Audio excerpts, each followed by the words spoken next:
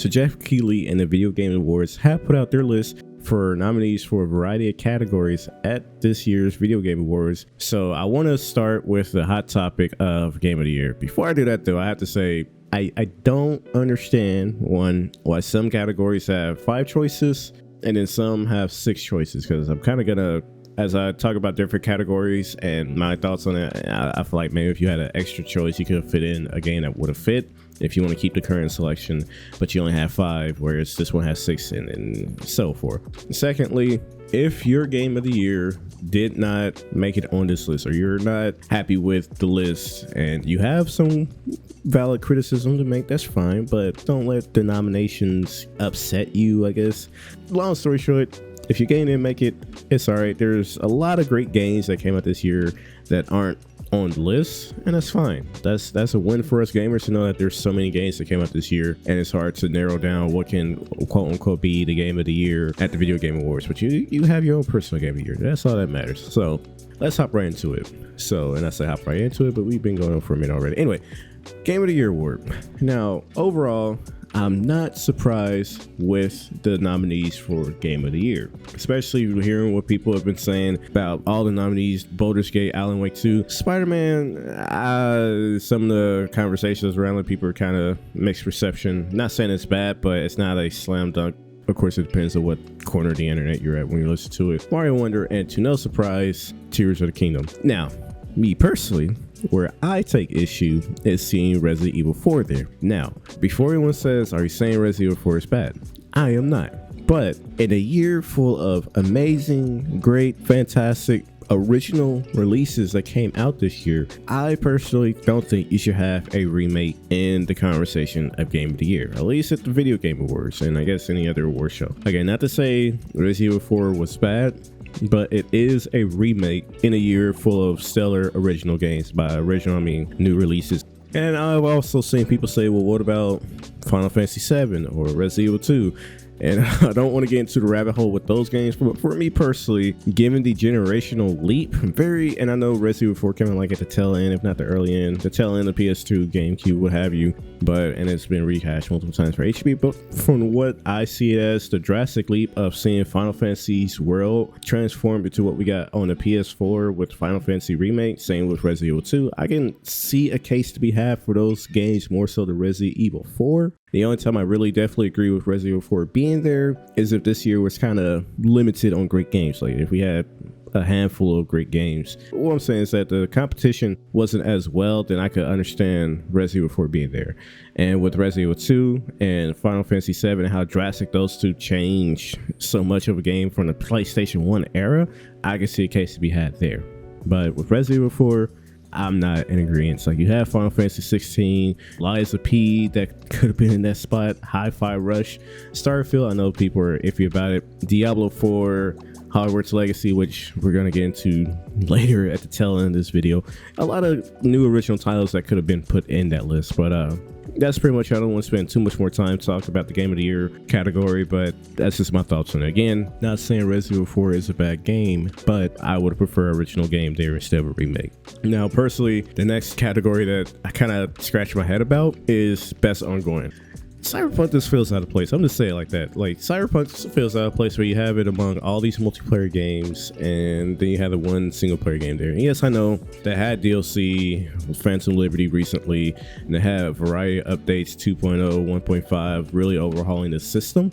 But it still just feels out of this feels out of place to me. I understand, like I said, I get that argument to be had because of the continued updates from the developers, but I'm like, the Phantom Liberty DLC is like the one and only DLC I believe that we're getting, and some of the fixes, like some of the updates that we got were really fixes because the game was kind of a mess when it came out, hit or miss on your player experience, and some of the systems were being fixed because they just weren't, to my knowledge, able to run at their full capacity because they were on older hardware. I believe specifically with the cop system, I believe. Unless I had to look further into the full details of that. What I'm getting is that a lot of the ongoing part is just fixing the game, and Phantom Liberty is a big hitter, and the 2.0 with the game as well. So what would I put there instead?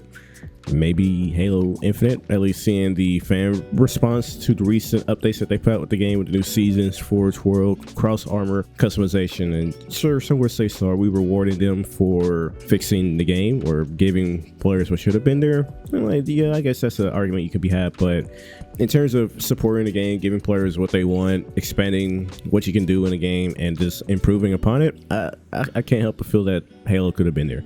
And yes, as I'm listing off all the updates that Halo received, again, as I said early on, I understand the case being made that Cyberpunk fits perfectly in this category. Still can't help but think Halo could have been put there, but that's just me, and I don't even play Halo that much, so I don't want to make it seem like, oh, my favorite game didn't get voted. Like, I haven't even beat the first season pass yet, so yeah. But I suppose that's what the multiplayer category is for. But as I said earlier, this is probably one of those examples where instead of having 5 nominees, you could have had 6 and fit Halo in there. But yeah, moving on. Best community support. Again, hello Cyberpunk, you are here. And well, I guess in that regards, community support, I could see Cyberpunk being here. But the one I take issue with, right? That Destiny 2. Now let me just preface this. Destiny is my crack cocaine. I'm just gonna put it that way. Like, I play too much Destiny. So when I say I'm not a fan of it being there, I'm just saying like, hey, you would think I'm the opposite because of how much I play this game. But I don't think Destiny 2 should be in the best community support. Even people that have responded were like, given the layoffs that occurred not too long ago, if not like last week or 2 weeks ago, Lightfall was kind of disappointing. Kind of is a huge understatement, to the point where people are not confident in the final shape and they miss their sales figures by a lot. Okay, I know there's nuance to that, but Season of the Witch was decent, but there's so much about the game and seeing community feedback. I don't think Destiny 2 should be in best community support category. Again, if you wanted to keep it there, that brings me back to my early point of why some games only have 5 selections when some categories also have 6. But again, this is where I just have to give a shout out to Halo when it comes to best community support. Again, Forge World being included, I'm seeing fan creations and people just having crazy time with Forge World alone. Cross-core progression, listening to the community feedback, the free battle passes that they have included in some of the seasons, and not to mention, I still love the fact that season passes in Halo do not expire, so you just come back to them later. We're getting firefights sometime later this year. I feel like Halo would have been a much smarter choice to put there. Again, especially if you're putting Cyberpunk that came out before Halo and you're not including that, but Destiny is there in the midst of layoffs and backlash and sales projections and putting out statements of telling people that, hey, final shape is going to have to be the best thing that we can do and we're promising that we can. It's a bad timing to put that in the best community support game when it's not. It's got bad buzz around it. I know that probably shouldn't 100% dictate what goes into it, but I just don't think Destiny 2 should be there. I swear at this point we can basically get a hashtag going, justice for Halo and down with Cyberpunk. I'm joking about the Cyberpunk. I actually enjoyed Cyberpunk when it first came out, so it's not like I hate the game before I go off on a tangent, but I just want to put that out there. So yeah, I've actually been meaning to hop into Cyberpunk with the Phantom Liberty DLC as well as the updates, but I gotta get through other games such as Liza P, which I have been streaming on Twitch and here every Tuesday or Thursday. Granted, my streaming schedule is very inconsistent, but let's not get off topic. And then the next one that I want to talk about, which I'm probably going to close with, because honestly, when it comes to the categories, I don't have much issue for all of them. There is one that was kind of funny to read, to hear about, but apparently it does not help at all with people when they look at the VGAs and say it's got some problems. Nominations alone is what people get in a tizzy about, and I can understand why. I'm making this video right now, so some people just scratch their head at what are they doing at the Game Awards, and then also the fact that they'll announce the cutoff date, but then they'll announce the nominees. So I'm like, what's the point of the cutoff date if you're announcing nominees before the cutoff date? The point that I wanted to bring out and touch on is the fact that the best esports coach, apparently there's a guy on Twitter that said he wasn't even a coach this year, and somehow he was included in the selection of nominees. I don't know. It's just a multitude of things that just shine the Game Awards in the bad light. Yes, I know. We're all gonna watch it anyway. We'll crap on it. We'll talk about it, but I'm gonna be there if I can watching it. And the last topic I want to talk about, and I'll probably put time stuff so people can skip my rambling. The last topic that I want to talk about, and a bit more serious here, is the fact that Hogwarts Legacy is absent entirely from the Game Awards. It's not in the Game of the Year conversation. It's not present in any other category this year, and I'm not surprised given the crazy stuff that happened leading up to its initial announcement and then even leading up to its release this year. So I'm not surprised, but I am very disappointed to see that it's not included anywhere at all. And I want to point out, it was one of the highest selling games, if not the highest selling games, because I know it sold over 12 million in 2 weeks, but Call of Duty is Call of Duty, so yeah. But one of the highest selling games ever. It's a highly rated game, well received on OpenCritic and Metacritic. It's recommended by critics. It's well received from users and fans. So you have the sales going for it. You have the critical reception, the positive reception going for it. Why is this game completely absent? Well, I shouldn't say why. It's disappointing to see that it's absent. I know why it is.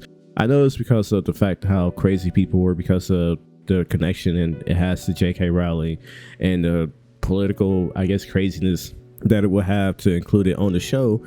But I just can't help but say, I am sure the developers who have put a lot of time into making this game as good as it is, and we finally got a Harry Potter game after so long that's very good, very good, and it has zero recognition on one of the biggest nights in gaming. You don't have it nominated in any category. That to me is just disappointing. I can't find a stronger word than just saying very disappointing to see that. And I know you got to keep up a certain image, but again, it's the conversation I had prior to the release and the backlash that people had. You have to remember the people who actually worked on the game, the effort that they put into the game to make a product that people will enjoy. I know people have their political views and stuff like that, but it's just so wrong to say, hey, you guys don't deserve it because of who the IP is connected to. Even if she didn't have any involvement aside from owning the IP, you're not giving the team any recognition of their work. No, I could just talk myself in circles on how this is just ridiculous, but I'm not going to. I'm just leave it at that. This is very disappointing to see that, and I'm going to do it anyway. It's not anywhere. It really blows my mind. I don't have a camera on. I'm emoting like crazy right now, but it really blows my mind that it's not there.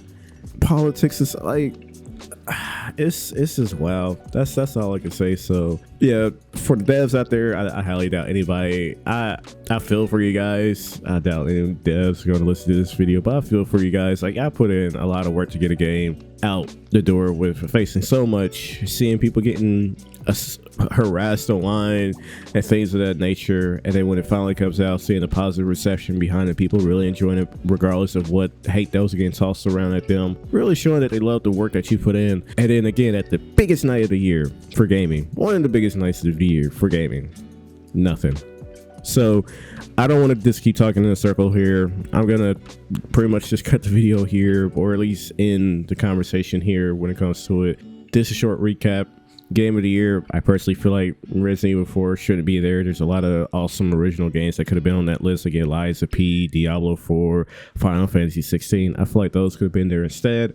Ongoing game, I'm iffy about Cyberpunk being there. Again, if you're going to keep it with ongoing and community support, if you want to keep it that way, having a sixth slot and put Halo Infinite in there, because they have been doing some good stuff with that game. Again, I'm not saying that because I played it a crap ton. I'm like, oh no, the Xbox tax. I saw the Xbox tax trending on Twitter, whatever that means. But I really do feel that Halo should have been there somewhere, especially if you're putting Cyberpunk in there, a single player game on an ongoing category, community support category. You don't put Halo Infinite there, adding Forge World, cross-core customization, free battle passes, seasonal models, Firefight coming later.